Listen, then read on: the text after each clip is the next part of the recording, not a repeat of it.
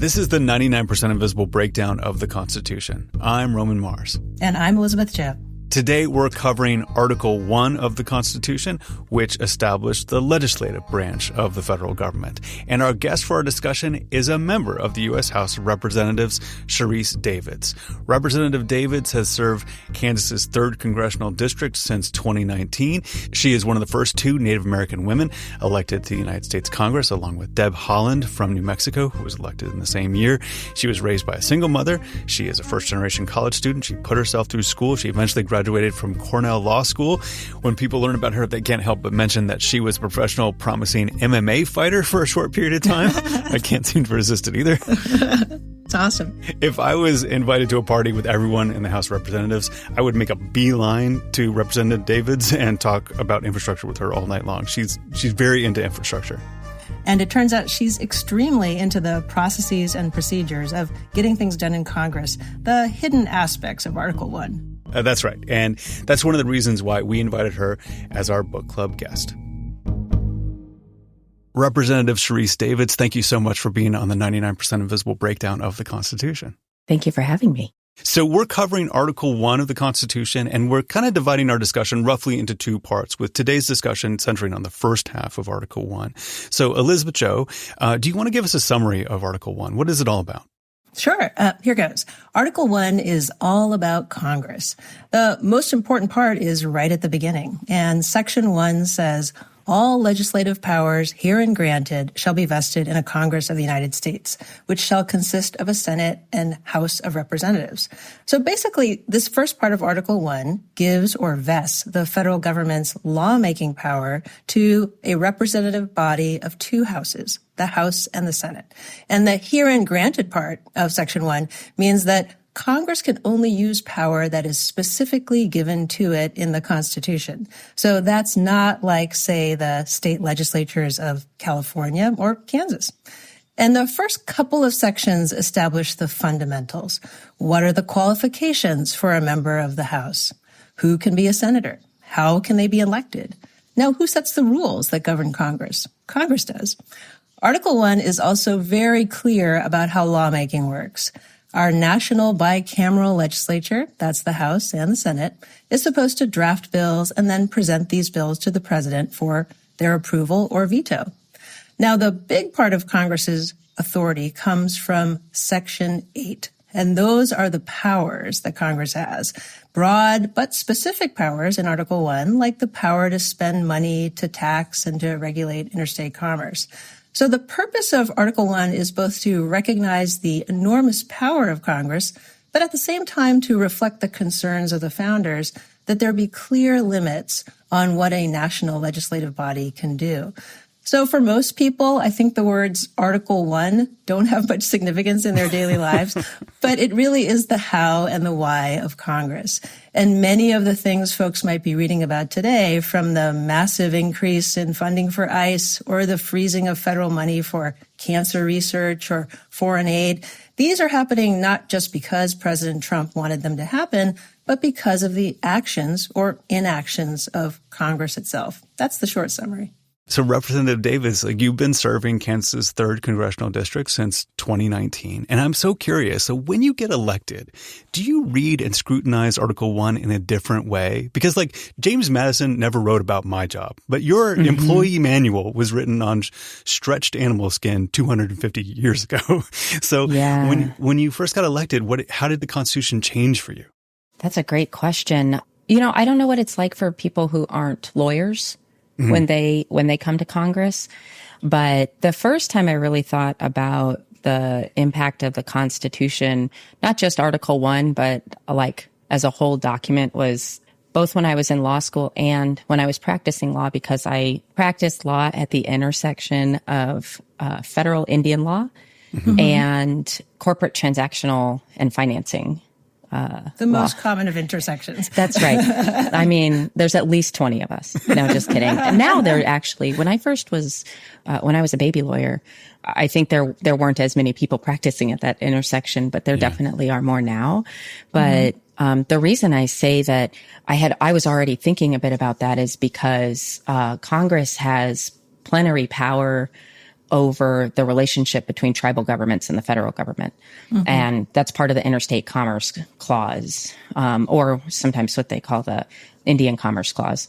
But when I got elected, even though I had already spent so much time thinking about Congress's powers, which powers have been vested in Congress, what was retained by the states, what carries over when it comes to tribes and federally recognized tribes and the federal government, it did definitely take on a new meaning when I started this job because, well, one, just personally as a Native American in this country, who I'm Ho-Chunk from Wisconsin, which is a federally recognized tribe, it meant that my own personal relationship to my tribe and the kind of like my relationship to all of Indian country was different. Yeah. And so there was like a personal thing. And then there's just the impact of knowing that, like, you know, for each of the members, we each represent, somewhere around 700,000 people, a little more, in some places, a little less in others.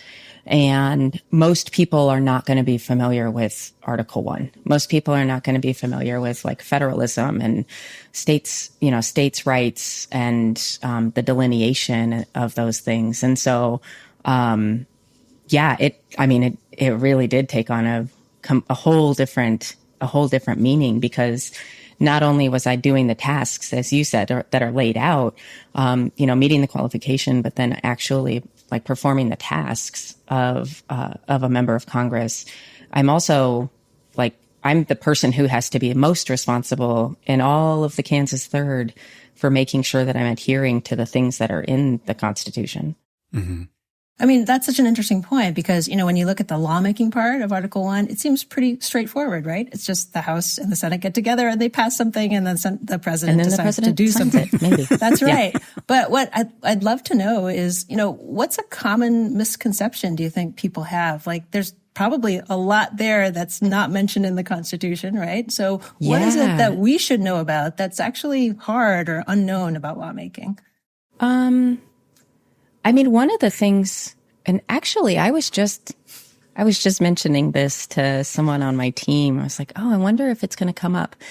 My view on, when people are running for president, or are the sitting president, often the president or presidential candidates will say something to the effect of, when I passed this law, when I wrote this law, I'm going to pass a law that does X. Like usually, when they're making campaign promises, they'll say, I'm going to pass a law that does X.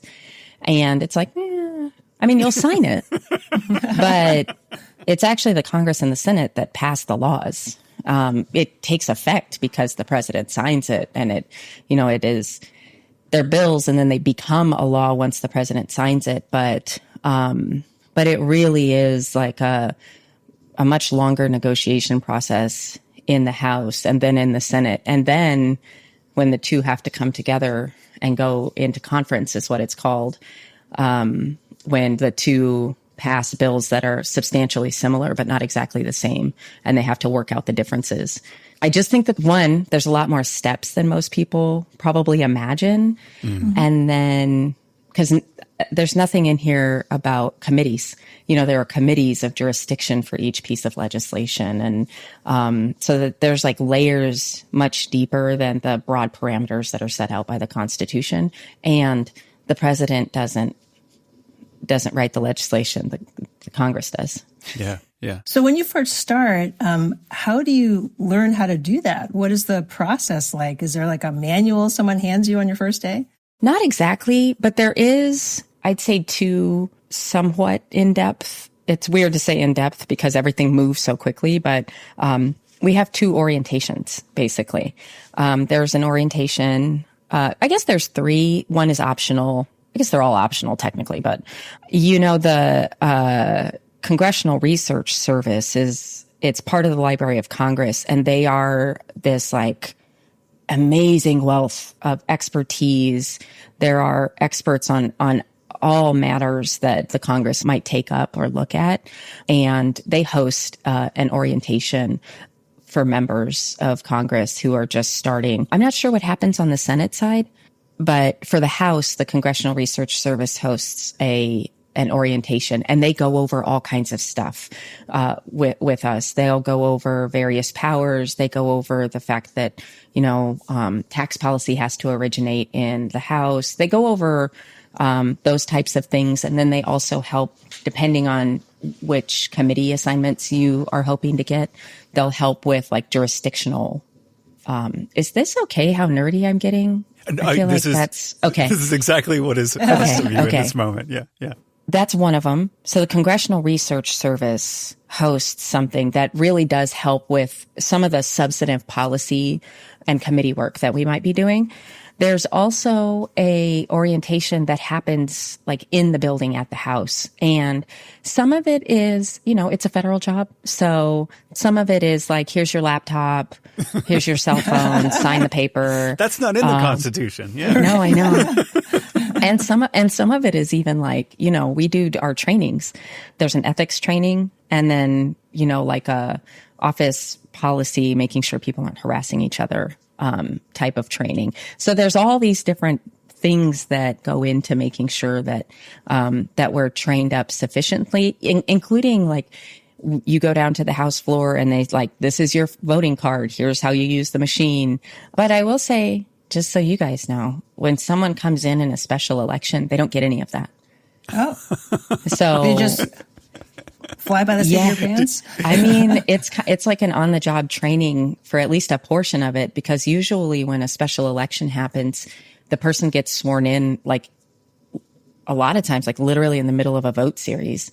Huh. So it'll be like we have a procedural vote, and then the person gets sworn in, and then debate starts on a piece of legislation, and then later that day they'll have to come in and vote. Do you see them just wandering around aimlessly on the House floor and just try to help them out? Congress is filled with just like humans. So a lot of times what happens is it's like a new kid being at school. Yeah. So like someone comes in and everybody's all like, oh, congratulations. And actually people are coming up, just so you guys know, from both sides of the aisle to congratulate someone when they've come in, in a special election. And it's just a lot more like volume and chaos at the very beginning of a session of Congress. So when we're all coming in for the first time, or it's the new session, we're all going around and congratulating all of our new colleagues and stuff. It doesn't mean we're not going to like argue and fight about stuff later, but yeah. So you mentioned the formal steps about how to get acclimated as a member of the House, but what about that sort of informal stuff? How does one figure that out when you're newly elected? Like, who is the person to talk to when you need to, get your voice heard in a committee? How does that work? Yeah, I can tell you how I did it. A lot of it was really looking around and seeing who are the more senior members that are doing the things that I'm interested in. And so I can tell you, when I first came to Congress, Nancy Pelosi was elevated to speaker in my first term, reelected as speaker, I should say. And then Steny Hoyer was our majority leader. And so he was the person who ran the floor. So the majority leader is the person who's in charge of the House floor, which means they set the calendar. So, if you can go to congress.gov and see what is the legislative calendar for 2025, and then at the beginning of 2026, the majority leader, and that's true for either side of the aisle, the majority leader will set the calendar for the whole calendar year. They also determine and negotiate with the majority and the minority sides, negotiate these things. Which bill, like how many bills, and this is done in ratios, like how many bills are going to be put on the suspension calendar, which means that they don't go through the regular rules committee process. Then there are bills that are subject to a rule, and we vote and pass what are the parameters of that rule. The majority leader office is in charge of all of that. Like that's within their purview. And so I asked Steny Hoyer and his team, his floor staff, and there's a floor director. I asked them all kinds of questions, like, what is a discharge petition? How many people need to sign it? How do we decide if something is on suspension or subject to a rule?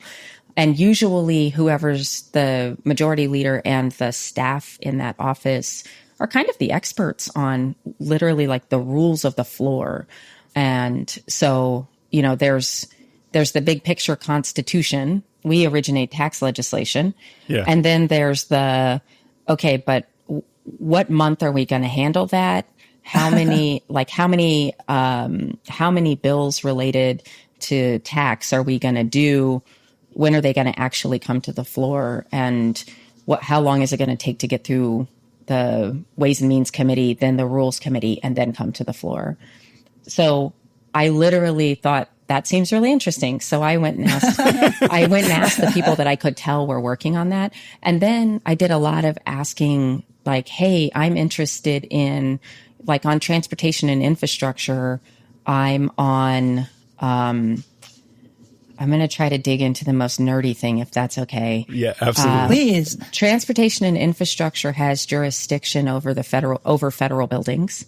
Uh-huh. Federal buildings actually make up quite a bit of, if you look at emissions, carbon emissions, all buildings, any kind of building generally is responsible. That's like a pretty decent sized percentage of carbon emissions in our country.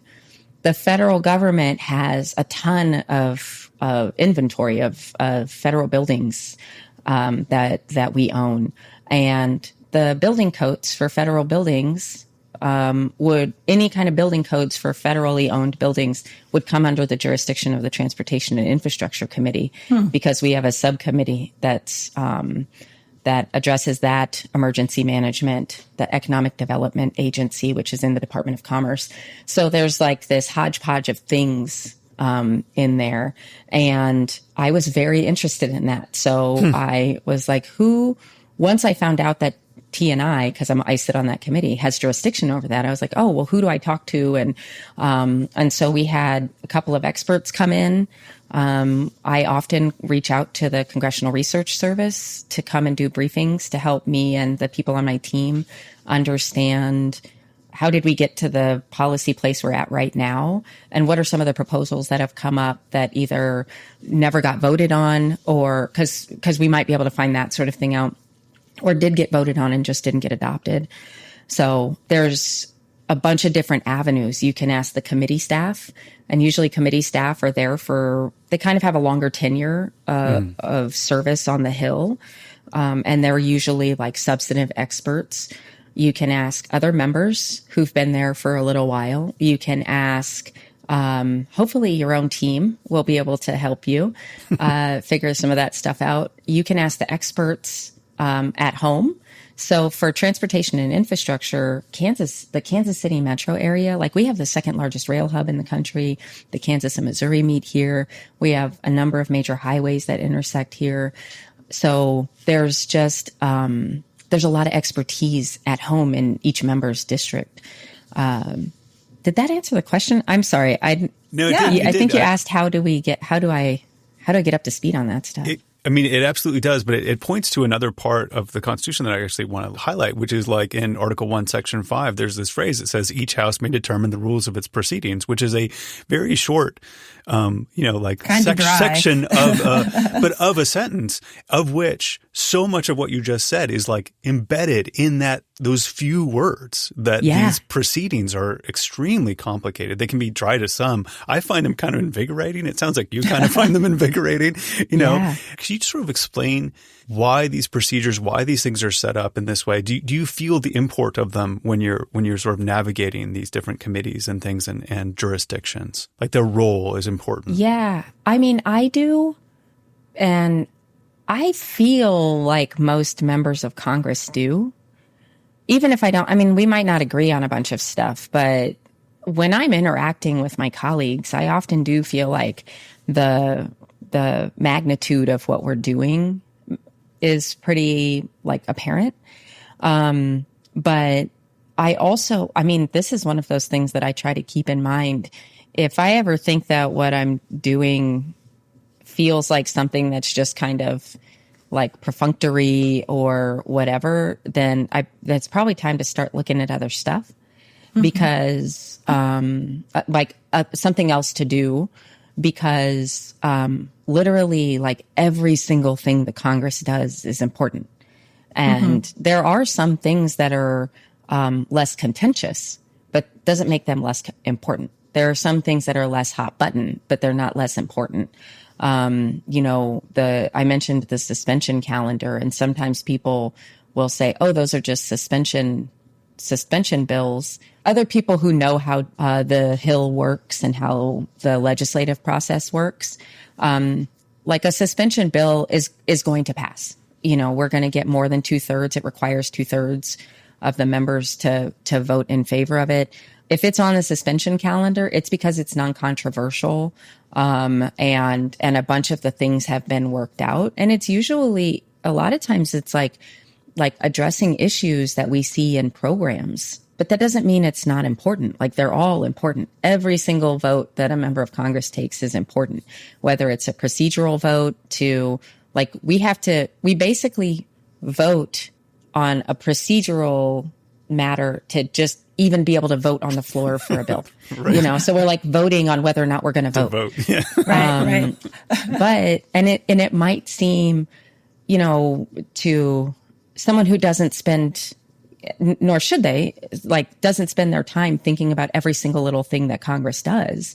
But for those of us who are doing it, like, every time I put my card in the reader to vote, I'm doing that on behalf of like over 700,000 people, So whether I vote yes or no, even if it's a procedural vote, it matters because that's literally the people's voice being heard or not in DC. And so I think that a lot of people recognize the importance, like a lot of the people who are in the building, who are in the Capitol.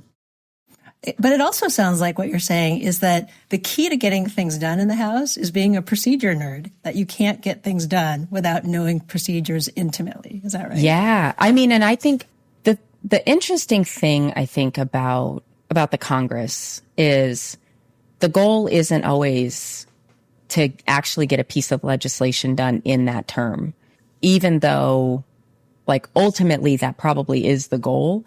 But, and I don't do a lot of this, but you can often tell when something is, meant for, messaging and when something is meant to be, a piece of substantive legislation.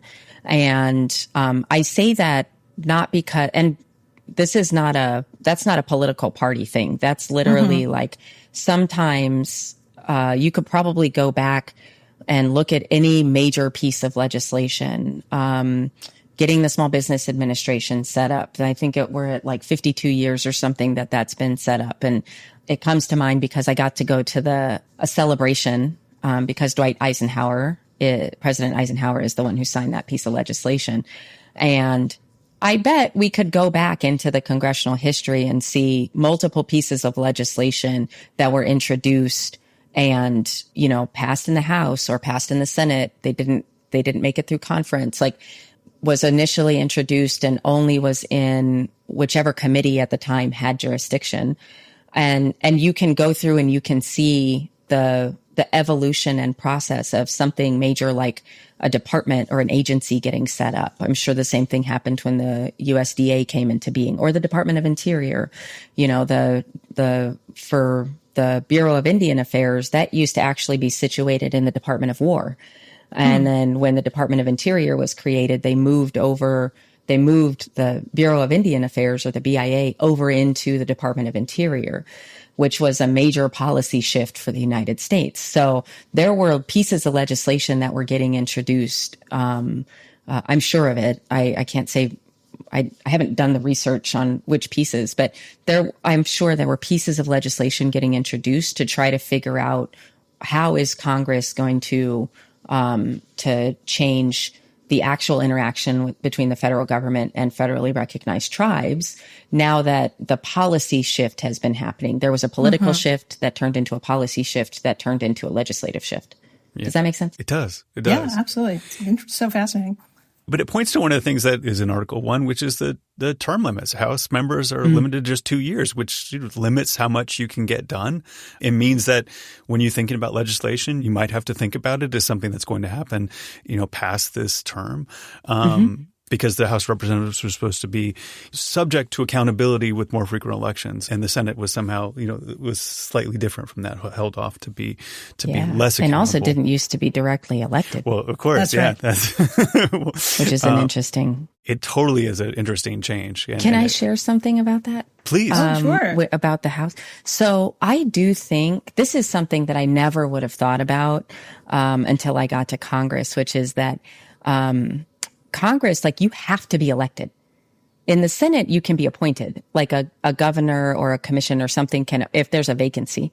In the House, no one can ever be appointed to the House of Representatives. And this concept of us being the closest to the people, we have, because there are so many districts, but we have the smallest number in terms of constituency and population in each of our districts. Because then with the Senate, they have 2 for, I guess that makes like Wyoming. And anyway, it's possible. Yeah. So I guess there's some senators who represent less people than House members, but point being that when we say the people's house, that is actually a thing that my colleagues really feel. And I can tell in conversation with people, and it gets brought up a lot.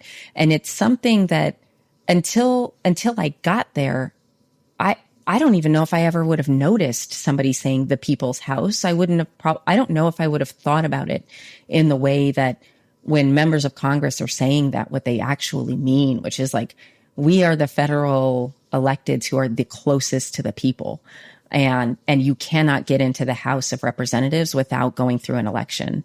And there is I do think there is something special about that, both because it means that there was enough people who were trusted you enough to be willing to checkmark your name on the box, but also that it means that the accountability, a senator can be, and this is not to disparage senators at all, but it's you can get you can be a United States senator without ever having gone through an election, which means that you can get into the Senate and be making laws without ever having had the majority of the people that you're representing checkmark your name and say, I trust this person to make decisions on my behalf.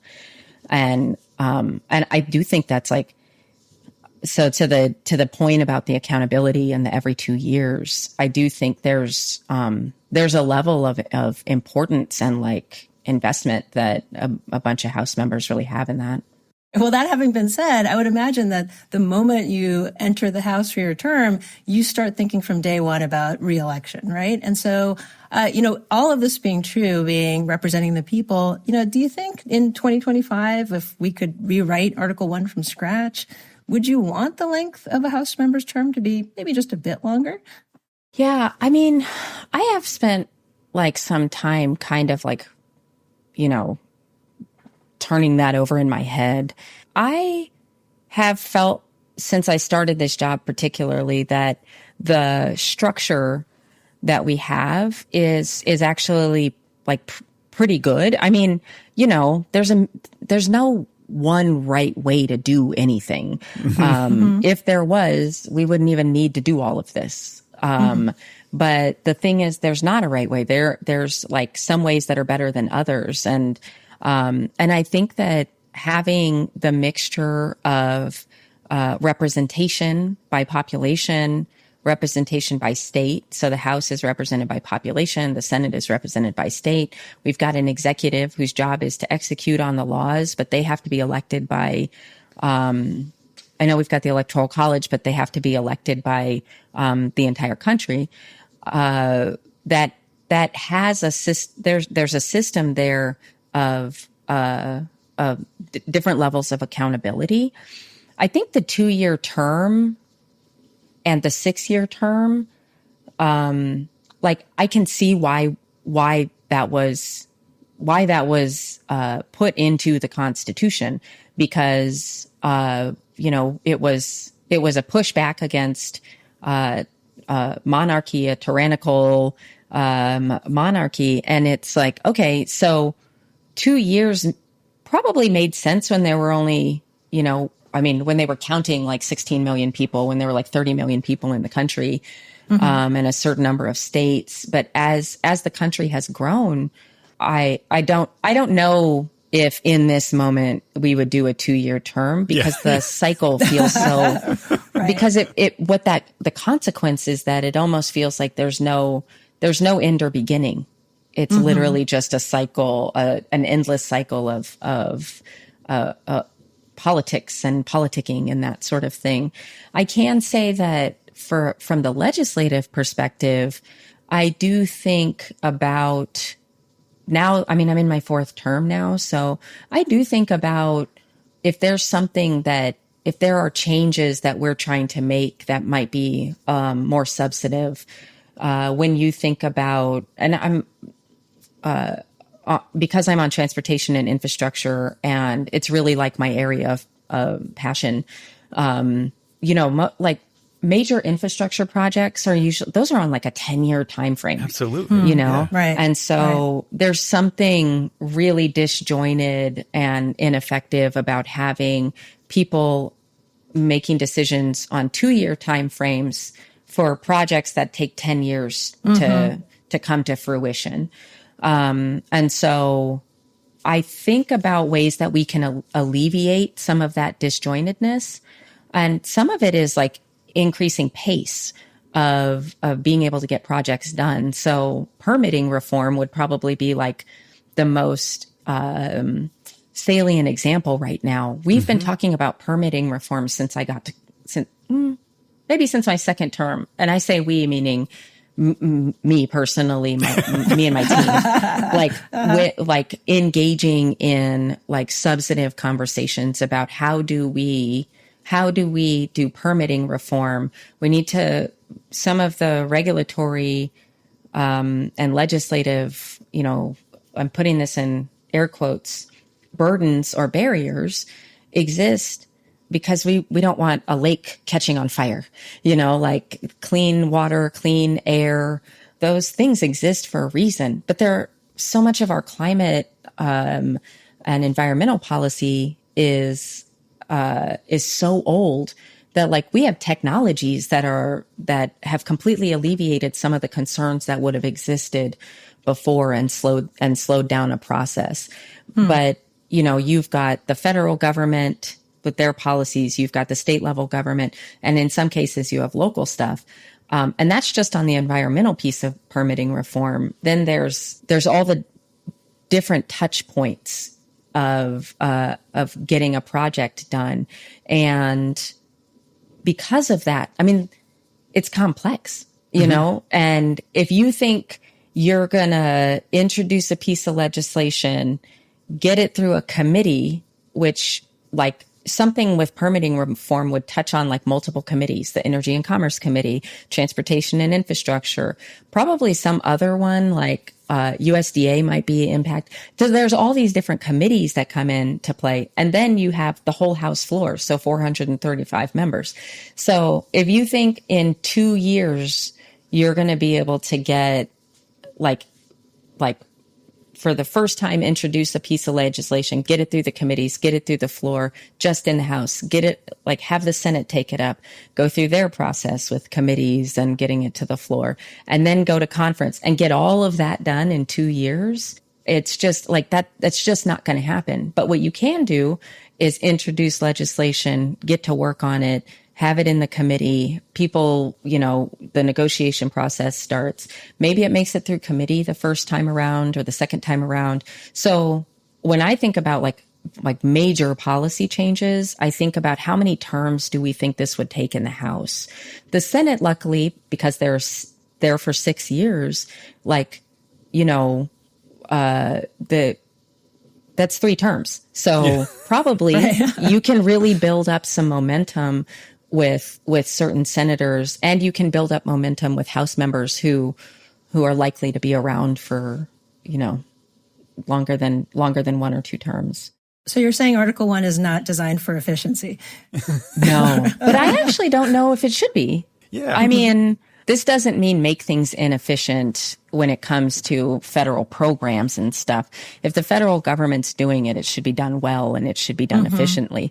But if we're going to make changes that impact literally every single person in this country, I'm not sure if it's something that should sail through super quickly. Should it take 10 years? Probably not. So it's not built for efficiency, but I'm not sure inefficiency is caused by the constraints of the Constitution so much as the messiness of human negotiation. Yeah. You know, there are a lot of powers listed in the later sections, but it's interesting to me that the power to impeach is like right there, like front and center. Like it says like, here's the House of Representatives. What they do is impeach. You know, like it's like listed in the first section of their introduction, and it makes me think of like this is really. A lot of the concern when they were writing this is the balance of powers. Yeah, the checks and balances. Do you read it that way, first of all? And like, what do you think about the balance of powers in the current moment and how it's evolved over time? It's so interesting because while the power to impeach is, I mean, it's right there. There's not that many things that are like directly laid out. It's like impeachment and post offices, you know, or like impeachment, war, post offices, and taxes. The list of specifics that are laid out in the Constitution, it's a pretty short list, but in some ways it speaks to the import. Like, how important is it that impeachment is laid out? To me, it means that it's probably something that should be done very rarely, and in the most egregious and like significant times. And then it's the responsibility of the Senate to truly like dig in and investigate and essentially perform the function of the trial for an impeachment. I think that because of the current like climate, it's the type of thing that it gets brought up like this, you know, it gets brought up so quickly. And whether it's the president or Supreme Court justices or other, officers that can be impeached, just because something can be done doesn't mean that that's the most effective way to address an issue that is happening. And I think that I do think that the fact that it's even mentioned in the Constitution to me means that it's of such great importance that it shouldn't be just thrown around really lightly, if that makes sense. But maybe it would be nice if there was a little more of a direct correlation for the benefit of others that Congress sets the rules and parameters and process for everything that we do. Because impeachment is also, it's a whole process. It's not like one vote, which maybe is one of the misconceptions I should have. That's right. Should have mentioned earlier. Yeah. It is an interesting part of it. Yeah, and it's really weird to like the number of things that have happened in the Congress that I've been a part of since I got here is pretty wild. Just I've participated in two impeachments that went through the full process, process and procedure of an impeachment. Yeah. I mean, does it feel heavy when you're going through it? Yeah. One, there's an oath. Like, you take an oath when you get sworn into office to protect and defend the Constitution and of the United States against all enemies, foreign and domestic. And so, there's a level of importance around that. I grew up an Army brat. It was just me and my mom. And then I have two little brothers. They're 8 and 9 years younger than me. So for like a lot of my formative years, it was just me and my mom. And the president is also the commander in chief of the military. Like, I don't think that impeachment is something that this is like a tool of last resort, in my opinion, because, democracy doesn't mean that you agree with the outcome of all the elections. Yeah. In fact, it almost means the opposite. Yeah. I mean, I don't remember. I think I think at one of the I get to go to the State of the Union. Like, that's crazy. Like, cool, But one of the things that I'm pretty sure President Biden said during one of the State of the Union addresses that I went to was that you don't get to love our country just when the person you wanted to win wins. Like, we gotta have respect and love for our country regardless of the outcome. And we're lucky in the United States because we get to, if the government's doing something you don't agree with, or you don't like, or you want it to be different, you can do something about it. So on our first episode of the show, we talked to Nicole Hannah-Jones a lot about the preamble. So we the people. And one of the things we talked about a lot was we the people didn't include her when it was written because she was Black. Right. And, but she, is still engages with the open-ended promise of the Constitution. And so it's pretty interesting that slaves and slavery are not mentioned in the Constitution, even though a lot of it is written around slavery. But one of the things that struck me in Article 1 is that Indians are explicitly named in Article 1 as people excluded from being counted in the census to determine representation. So obviously, you are here. You are a U.S. representative. Times have changed. But when you read the Constitution, how do you take that mention? And how do you sort of incorporate that into how you operate as a representative? Well, I think so. A couple of things. I think probably because of, again, growing up as an Army brat, and it wasn't just my mom that was in the Army. It was my grandfather. I have there's actually so many people from my tribe who have served in the military in various branches. And so I think because of just my experience growing up, I kind of just always thought of our country as a work in progress. Yeah. I've just kind of always thought well, yeah, when the country first started, this is all the stuff that I'm glad we were able to change, I got elected less than 100 years after Native people were recognized as citizens of this country. So, because that happened in 2024, because in 1924, in June of 1924 is when the Indian Citizenship Act passed. And so I think that, in my mind, it was kind of oh, and it's not a natural progression. It's a progression, but it's not a natural progression. It's one that has to be cultivated and grown and supported and fought for depending on what types of progress we're talking about. And so to me, it's it kind of feels when I went to law school, so I got into Cornell, people are always how'd you choose Cornell? And I'm well, they let me in. That's how I chose it. Yeah. But I remember feeling really insecure about going. I'm oh, I'm going to go to the East Coast. I'm going to be all Kansas and New York. And then I was oh, I'm not even in a city. I'm in Ithaca, which is a college town.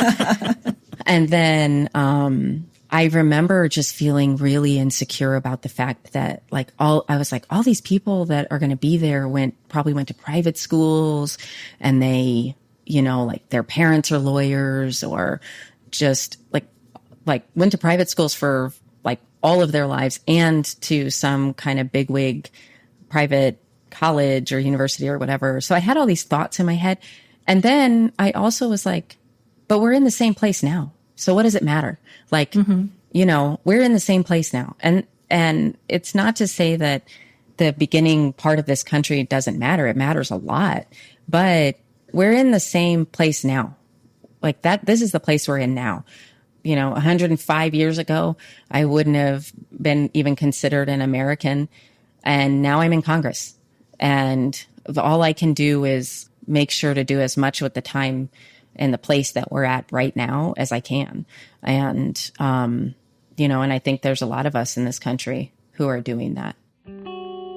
Well, Representative Davids, thank you so much for taking the time to talk to us. Thank you so much. It was wonderful. Yeah. Oh my God. This is one of the more fun things I've done in a while. It was delightful. I really, really appreciate it. Great. Thanks. We have more about an Article 1 power that's vested in Congress but not explicitly listed by name. I'm talking about tariffs, people. Tariffs. Strap in after this.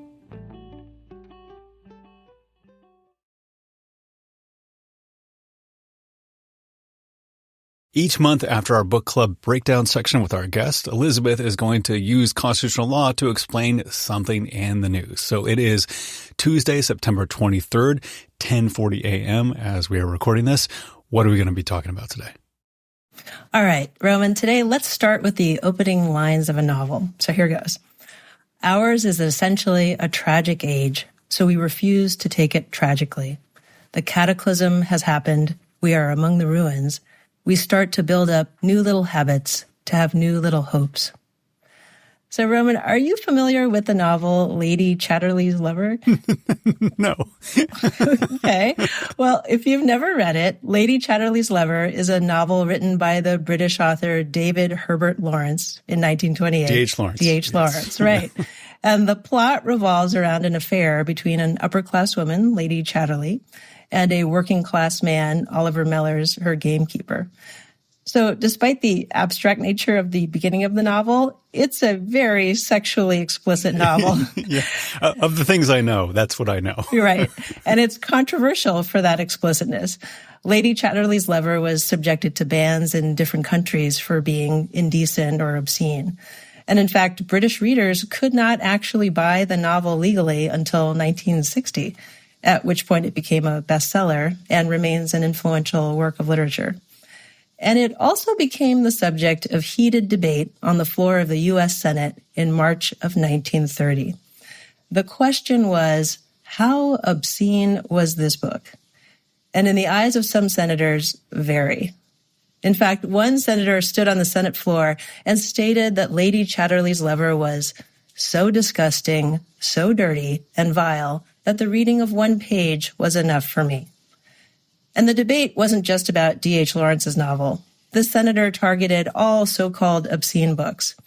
He said, I want them all kept out. I want to say to the senators now that a father of a child would never want the child to see this obscene matter. They are disgusting. They are beastly. Beastly. You see, the Senate was debating a proposed change to existing law, and federal law at the time allowed customs officials to ban literature they considered indecent or obscene from entering the country. Senator Bronson Cutting from New Mexico supported an amendment to eliminate this censorship in the name of free speech. He argued that censors trampled on freedom of thought. And as Senator Cutting observed, you could buy plenty of racy literature at your local stores. He listed titles like Joy Stories, Paris Nights, Hot Dog, Hotlines for Flaming Youth, Jim Jam Gems, and Whiz Bang. But Cutting's opponent wasn't having it. He said, if I were a customs inspector, this obscene literature would only be admitted over my dead body. I'd rather have a child of mine use opium than read these books. The debate packed the Senate galleries and titillated journalists, and the attempt to lift the censorship of this obscene literature failed. Indecent literature imported into the country would continue to be seized. The winner of the debate, the senator who said Lady Chatterley's Lover was beastly, his name was Reed Smoot, senator from Utah. And Smoot's performance was so widely covered that it generated headlines like Smoot Smites Smut. And in 1931, Ogden Nash mocked the senator with this poem. Senator Smoot is an institute not to be bribed with pelf. He guards our homes from erotic tomes by reading them all himself. Smite, smoot, smut for Ute. They're smuggling smut from Balt to Butte. Strongest and sternest of your sex, scatter the scoundrels from Can to Mex. The debate was a colorful highlight of an otherwise pretty boring subject. The censorship amendment was part of a larger bill that had started in the House Ways and Means Committee, chaired by Representative Willis Hawley of Oregon. That bill, originally intended to help farmers, eventually levied tariffs on more than 20,000 imported goods by an average of 20%.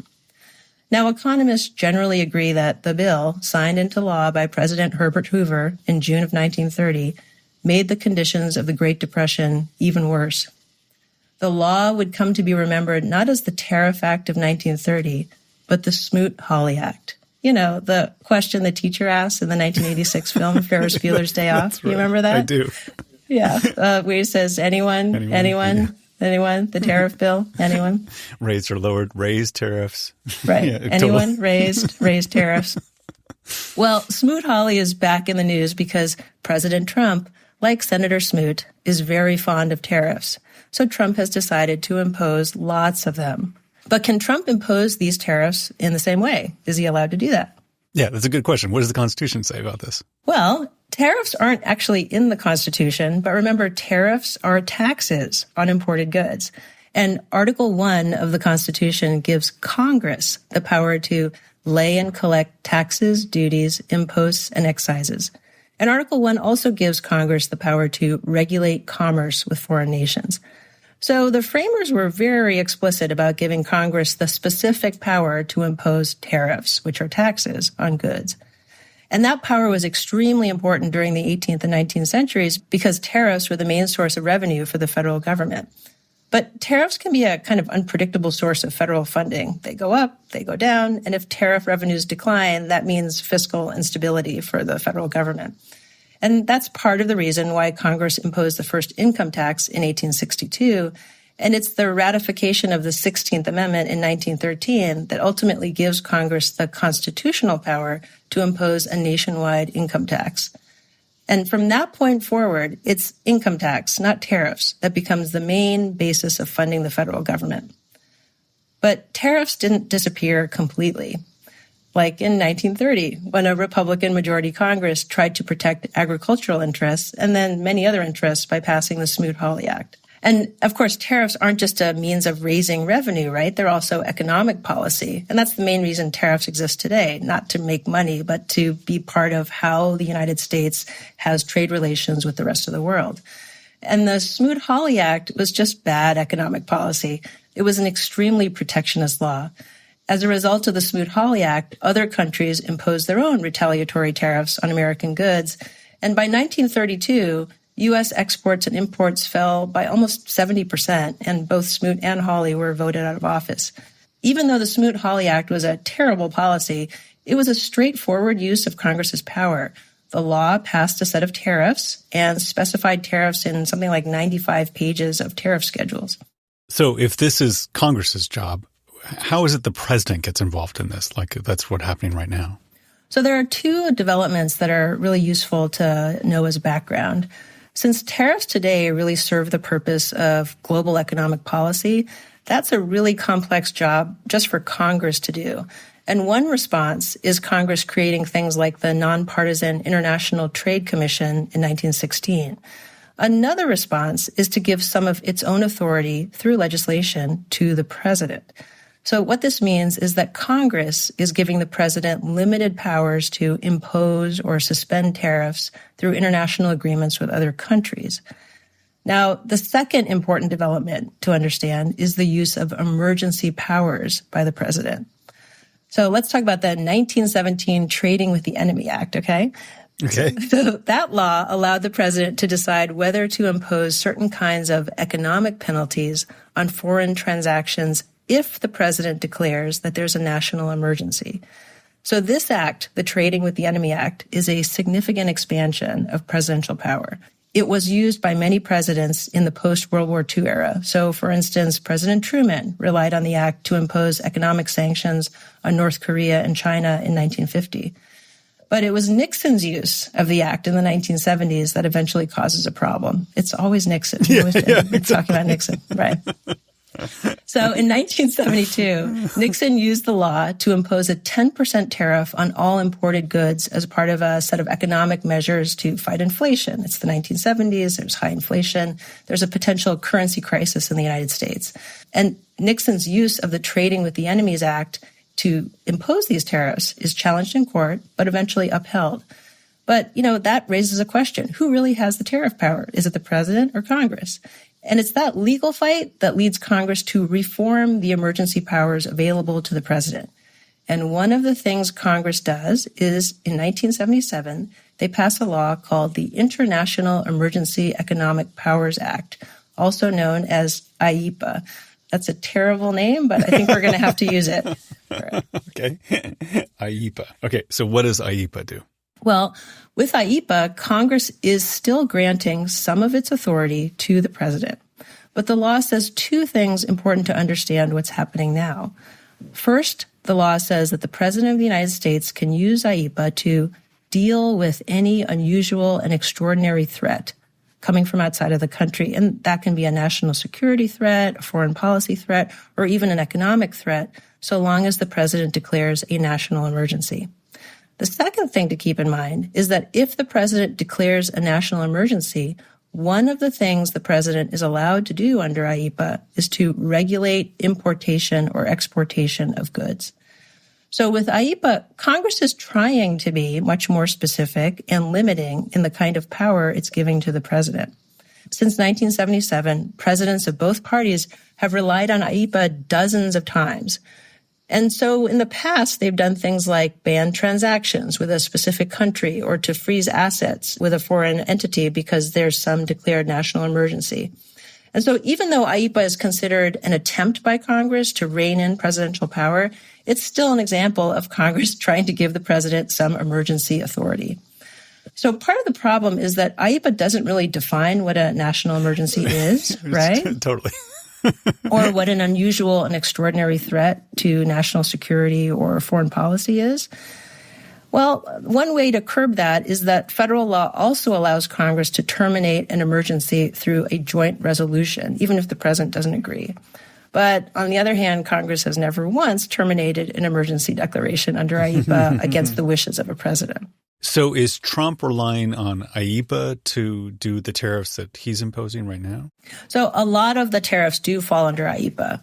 So as soon as Trump started his second term, he issues a series of executive orders on tariffs, a lot of tariffs. You might have heard about tariffs on specific industries like steel and aluminum, but we're going to put those aside for now. The ones we want to talk about today fall into two types.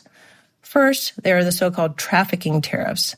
Trump announced these by executive order on February 1st, and these are tariffs imposed on products from Canada, Mexico, and China. And then there are the worldwide or reciprocal tariffs. This is a tariff of at least 10% on basically every country we trade with. These tariffs were imposed on April 2nd by executive order. And some of these tariffs are even higher, as high as 50% in some countries. And to make things even more confusing, certainly for me, many of these tariffs have been altered or changed or suspended temporarily several times. So it's really hard to figure out which tariffs are in place right now.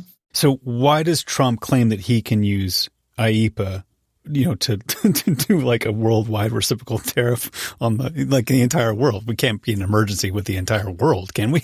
Right. So Trump is relying on ambiguity, right? First, he's claiming that imposing a tariff in this way, or a set of tariffs, is part of what it means to regulate under AIPA, because that's the word in the statute. And second, Trump is claiming that there are two emergencies here. Remember, this is an emergency power. And one emergency is allegedly that Canada, Mexico, and China are not doing enough to stop the flow of illegal fentanyl into the United States. The other emergency, again, according to Trump, is the ongoing trade deficit between the United States and other countries. In April, a group of small businesses and a group of states sued in a special court called the Court of International Trade, and they tried to challenge Trump's use of AIPA to impose these specific tariffs. These two cases can be considered together. And what were their arguments in the Court of International Trade? So it's actually a really simple argument. Does AIPA allow this? They're saying no. There's no question that with AIPA, Congress has definitely given the president the ability to do a lot of things once an emergency has been declared. But there's no mention of the word tariff in AIPA.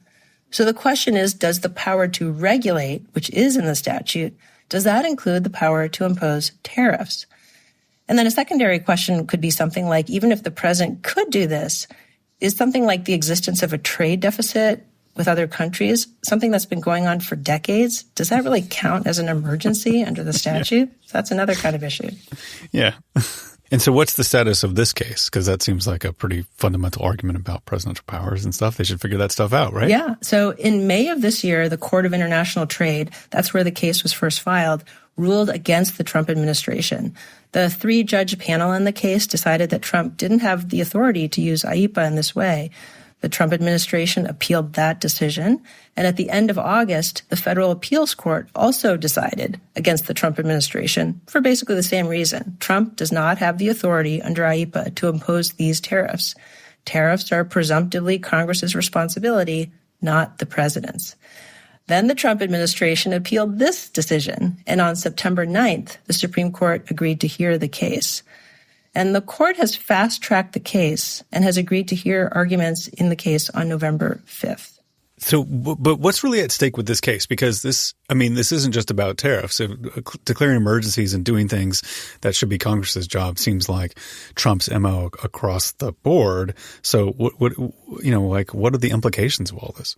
Well, of course, the tariffs themselves are a big deal. If you're a business or you're a consumer, the lawfulness of these big tariffs are of immense importance. Tariffs are a tax, and we pay those taxes through higher prices on the things we buy. But the case is also going to have very big implications for the power of the presidency, because it's now up to the Supreme Court. Does Trump have the power to do this? The Supreme Court could say, well, look, Trump lacks the authority under AIPA. He can't impose tariffs this way. They could interpret the statute and decide that the word regulate does not include the power to impose tariffs. That would be the end of that. But if the court sides with Trump, then this would be a major expansion of presidential power. Trump has said that invalidating his tariffs will literally destroy the United States of America. Spoiler, it would not. But there is a very big question at the heart of the case. And because the case, which is now called VOS Selections versus Trump, focuses on how the Supreme Court will interpret AIPA, which is a federal statute, there's a connection between the tariff case and student loan forgiveness. Oh, okay. Tell me more. That was out of left field for me, but okay. Exactly. I'm following along. Let's go. Here we go. So during the height of the pandemic, the Federal Department of Education suspended loan repayments for everybody who was paying back their federal student loans. Many people weren't working at home, so if you're not working, you can't pay back your loans. It seemed really unfair to make people try and repay them when everybody was stuck at home. Remember that student loan debt is a huge policy issue, whether or not you have the pandemic. Americans owe something like $1.6 trillion in student loan debt, and a lot of those loans are loans guaranteed by the federal government. So in August of 2022, the Biden administration announced a major student loan forgiveness program, and that program was pretty straightforward. Every borrower who made less than $125,000 received $10,000 of loan forgiveness. So as we've been talking about, most of the money business of the government is done by Congress. So why did Biden think he could do this? So Biden relied on the 2003 Higher Education Relief Opportunities for Students Act, or the HEROES Act. And that law says that the Secretary of Education can waive or modify terms related to student financial aid if it is necessary in connection with a war or other military operation or national emergency. See, it's an emergency power. An earlier version of the HEROES Act was passed to help borrowers affected by the September 11th terrorist attack. So this goes way back. But the 2003 HEROES Act extended this coverage. Now remember, in March of 2020, the president declared that the pandemic was a national emergency. Remember who the president was? In March of 2020? Yes. That was President Trump. That was President Trump. Now, a group of states challenged the loan forgiveness program. And in 2023, the Supreme Court was asked to answer this question. When the HEROES Act says that the Secretary of Education, which is, of course, part of the executive branch, when the Secretary of Education can waive or modify student aid, does that include the power to forgive student loans? And the Supreme Court decided, no, it does not. And the reason why is important, because you see, over recent years, the conservative majority on the Supreme Court has been relying on what it calls the major questions doctrine. So let's talk about the major questions doctrine, because this has been a thing that's been percolating up over the last few years. That's right. And so the idea behind the major questions doctrine is that if there's a dispute about what a federal statute means, let's say Congress puts in some ambiguous language, and the disputed part of the statute involves the executive branch trying to exercise a power involving deep economic and political significance, the Supreme Court is not going to assume that that power is okay. The court will say, look, if Congress is going to give the executive branch some very big power, they have to be clear about it. We're not going to interpret the law to say the executive branch gets to exercise this major power unless Congress says so. And they really have to be clear about it. So in the Biden student loan forgiveness case, the Supreme Court relied on the major questions doctrine to say, look, the forgiveness of billions of dollars of student loans by the Department of Education is a huge issue. And if Congress had intended for this to be a real possibility for a president to do, they would have made the HEROES Act much more specific and clear about this. And so, no, major questions doctrine means Biden cannot use the HEROES Act, which says you can waive or modify student federal financial assistance. Can't use it in this way to forgive student loans. And that's not the only case where the Supreme Court has found that Biden-era actions were not authorized by Congress. Huh. And so what does this mean for all the Trump cases? Well, if the Supreme Court's going to be consistent, then the tariff case would also appear to pose a major questions doctrine problem. And that's because no president before Trump has ever used AIPA in this way to impose tariffs around the world, meaning this is the very first time a president has used emergency economic powers to impose global, ongoing tariffs.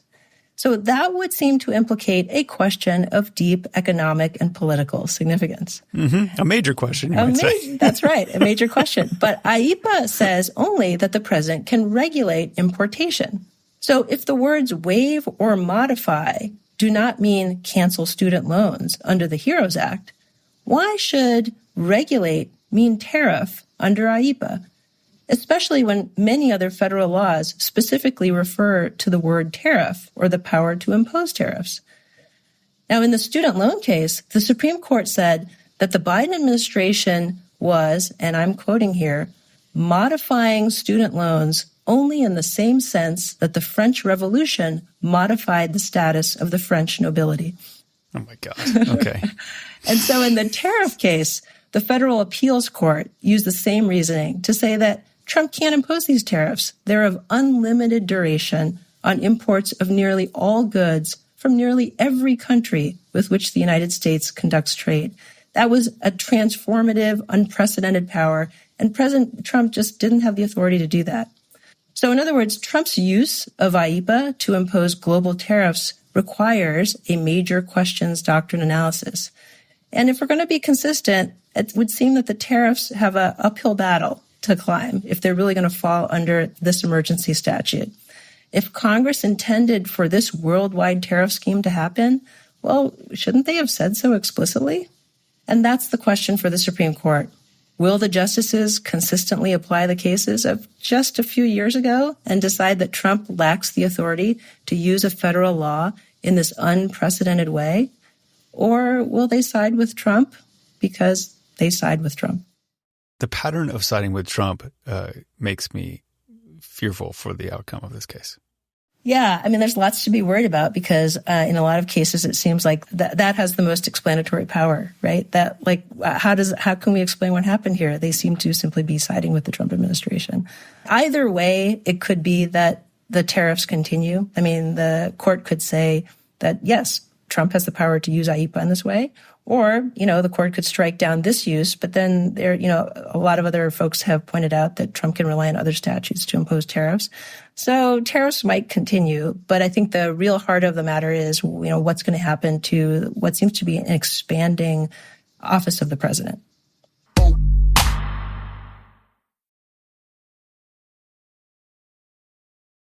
A lot of this began with, Congress abdicating some of its responsibility here to the president so that emergency action could be taken in sort of in a good faith sense.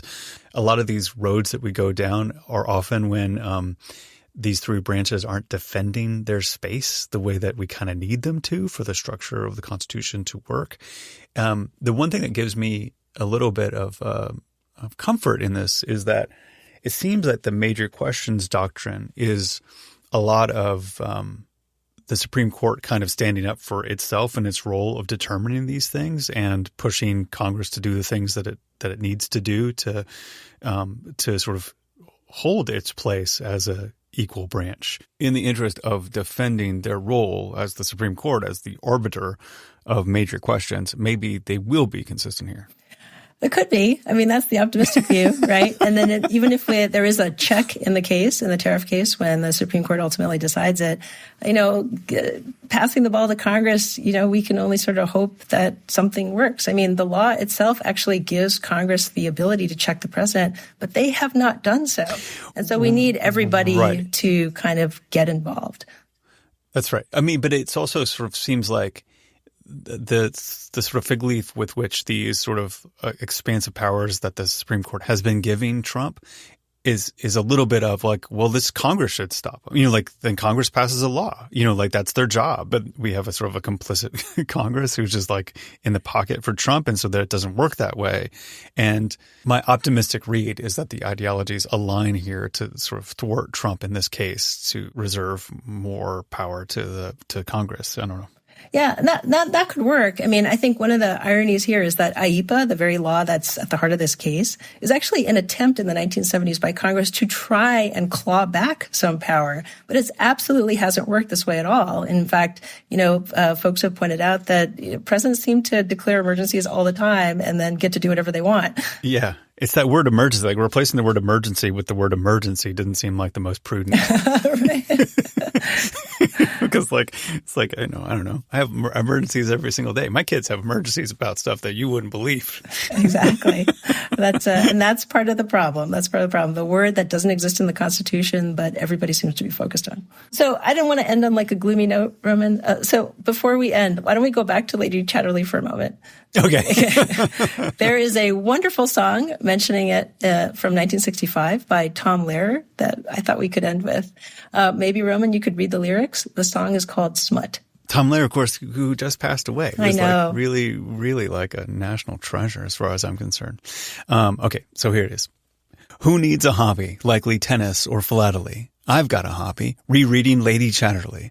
But now they're trying to take it all away from us unless we take a stand and hand in hand, we fight for the freedom of the press. Great.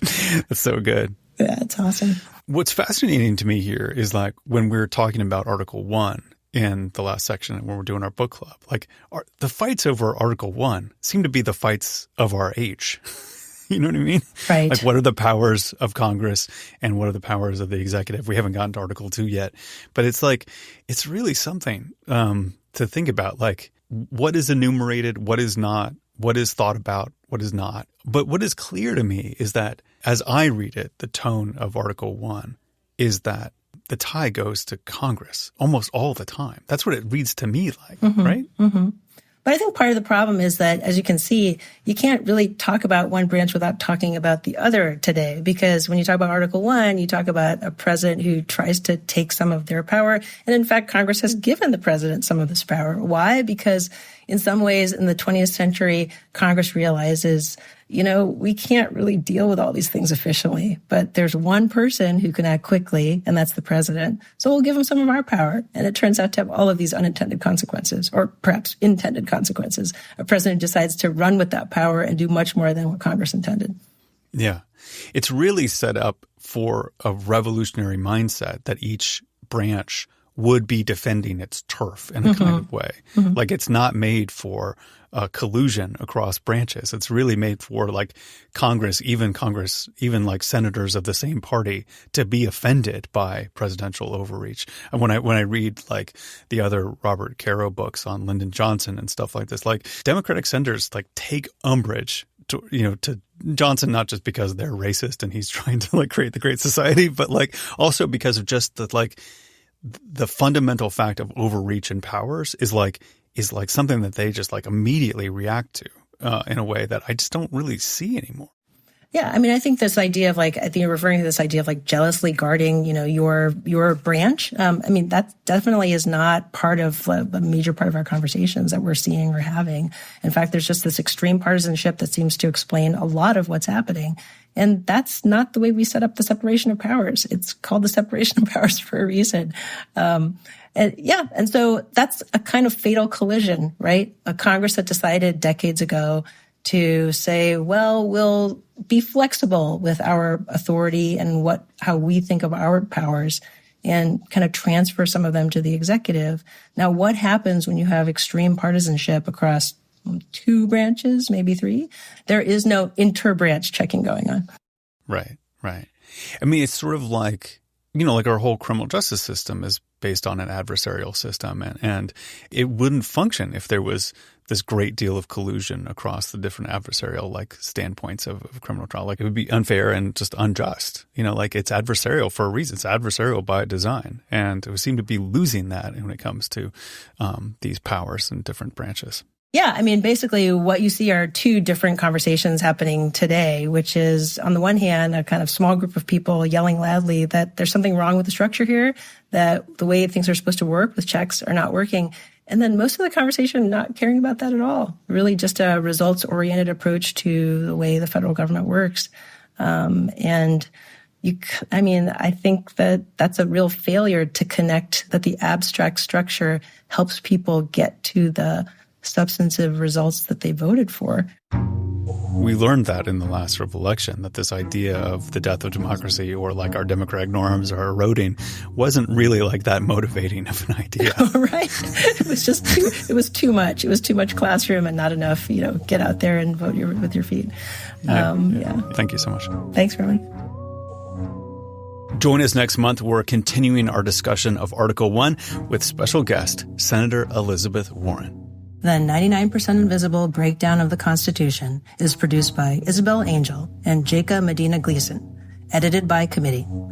Music by Swan Real and from Doomtree Records. Mixed by Martín Gonzalez. 99% Invisible's executive producer is Kathy Tu. Our senior editor is Delaney Hall. Kurt Kolstad is the digital director. The rest of the team includes Chris Berube, Jason DeLeon, Emmett Fitzgerald, Christopher Johnson, Vivian Leigh, Losh Madon, Kelly Prime, Joe Rosenberg, and me, Roman Mars. The 99% Invisible logo was created by Stefan Lawrence. The art for this series was created by Aaron Nestor. We are part of the SiriusXM podcast family, now headquartered 6 blocks north in the Pandora building in beautiful Uptown Oakland, California. You can find the show on all the usual social media sites as well as our own Discord server. We have fun discussions about constitutional law, about architecture, about movies, about music, all kinds of good stuff. It's where I'm hanging out most of these days. You can find a link to the Discord server as well as every past episode of 99PI at 99pi.org.